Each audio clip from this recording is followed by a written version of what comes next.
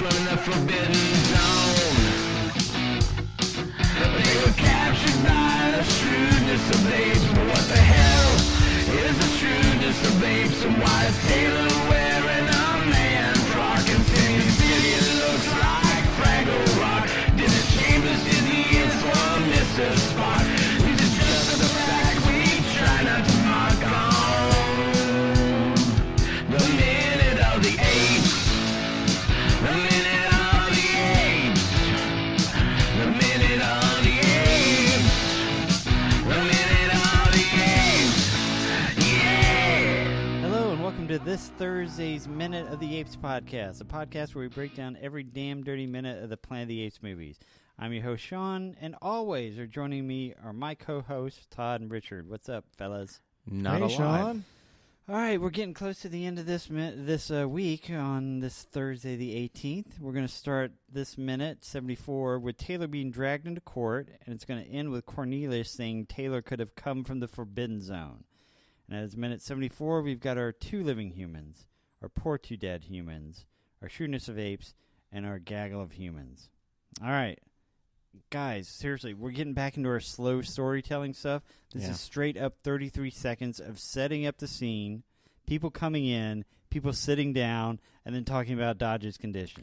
It definitely does take a lot of Or time. Taylor's condition. Landon's condition. If you sorry. consider the chase scene with the magic net and everything and how exciting that Frantic it was, and yeah. now it goes right back to... straight into just set up the courtroom again. It is odd for a movie to go from one setting to outside, right back to that the same setting.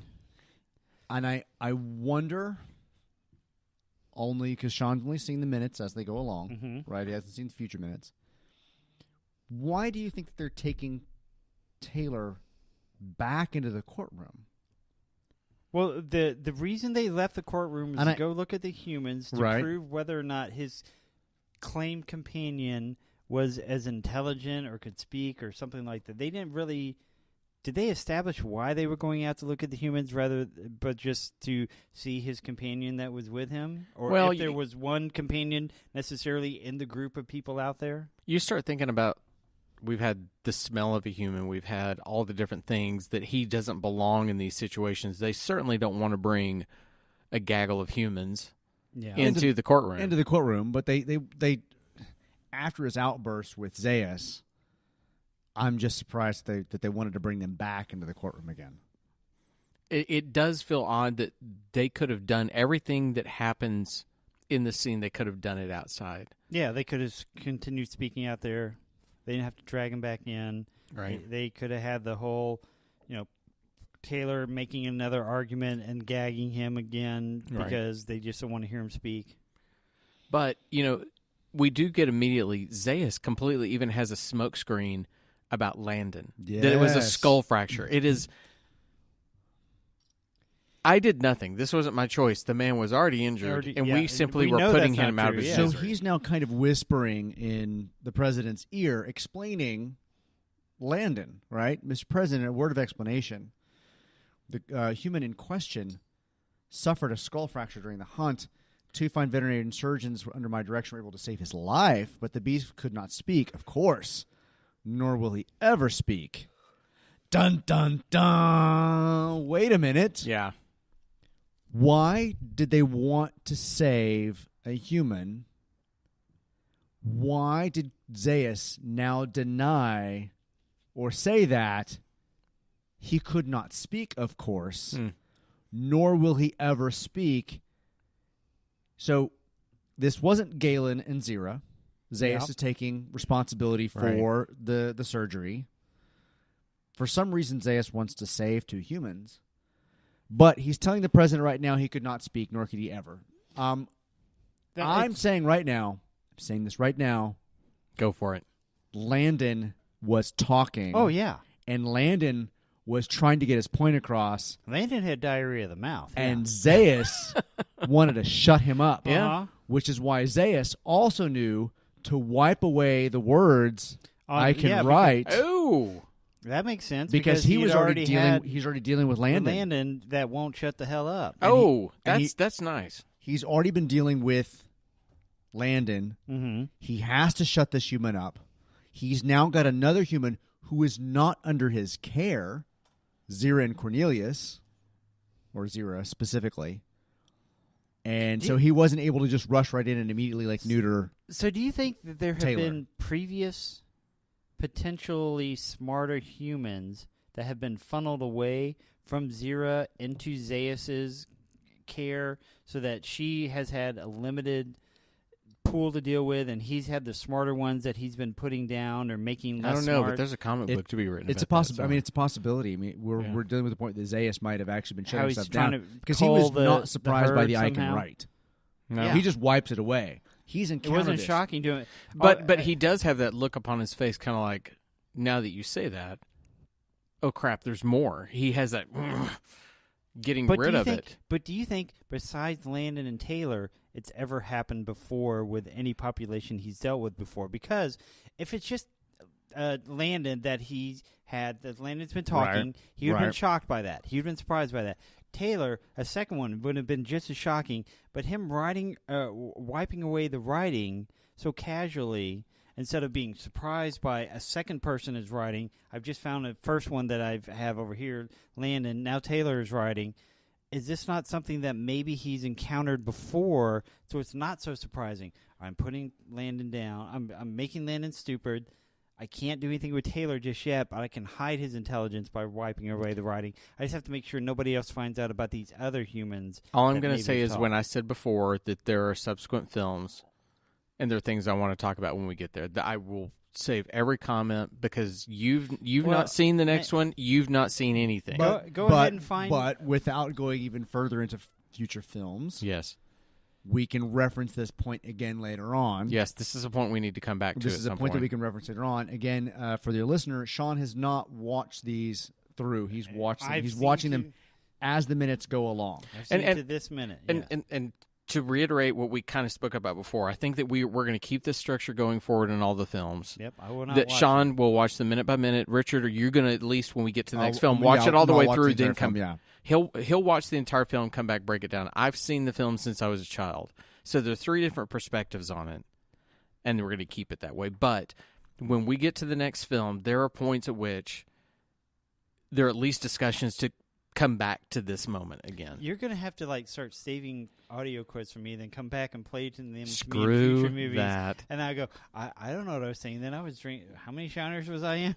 I don't remember that quote. I already cover enough of your stuff with Monkey Beat, so I'm not going to do that. Todd, in the last minute, you were kind of questioning about what the president's authority is and what Right. his ability is. We know that he has the actual kind of more ornate engravings on his leather.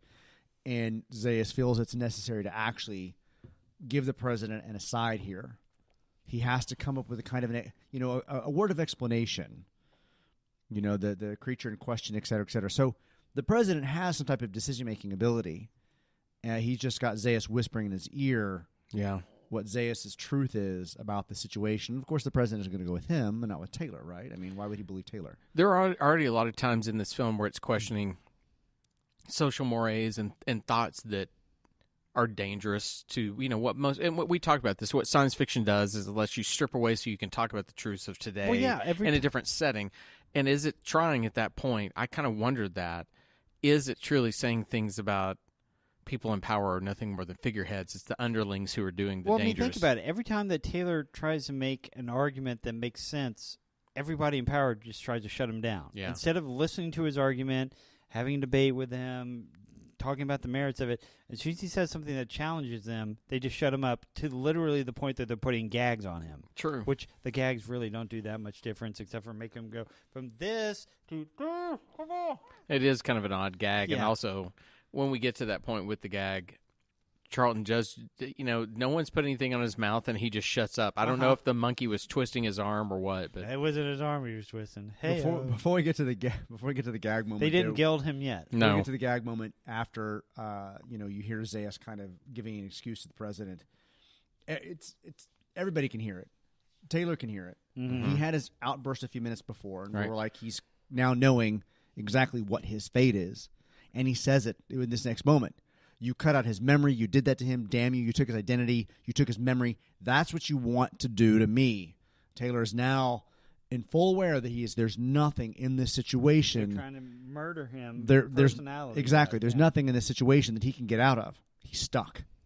And Taylor's been, to an extent, a number of times rather passive when he's let other people define the gaps. Well, he spent at least a month being passive. We know Well, that, and then whenever he's back in the scene with Cornelius and Zira, to an extent, because he's writing notes and he's sort of playing a game of charades with them, he's being rather passive to it. This is the first time that we've ever seen Taylor 100% assert himself with the apes. Besides the breaking out of the prison and attacking the council whenever he sees that Landon's been butchered. Yeah, I mean, he's been very passive pretty much. But is this also not when I can counter your argument? Oh, yeah, when you can logically say this is where you're wrong? Right. Is that not a sign of intelligence? I've understood, and I'm giving a counter argument to it. So the argument before was that he had no intelligence, that he didn't have the ability to reason, and suddenly I know what it is. There's 100% proof he does. Think of it this way with your child. What it is it's your kid talking back to you. So he's a teenager. She's giving you the sass. Unfortunately, the sass makes sense, and you don't know how to counter it.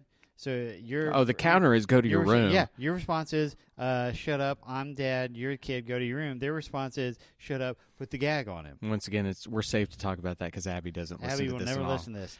So, Abby, when you're 18 and you're talking about this to a court-appointed psychologist, I will whatever. support. My daughter loves me. She's my little mini-me nerd.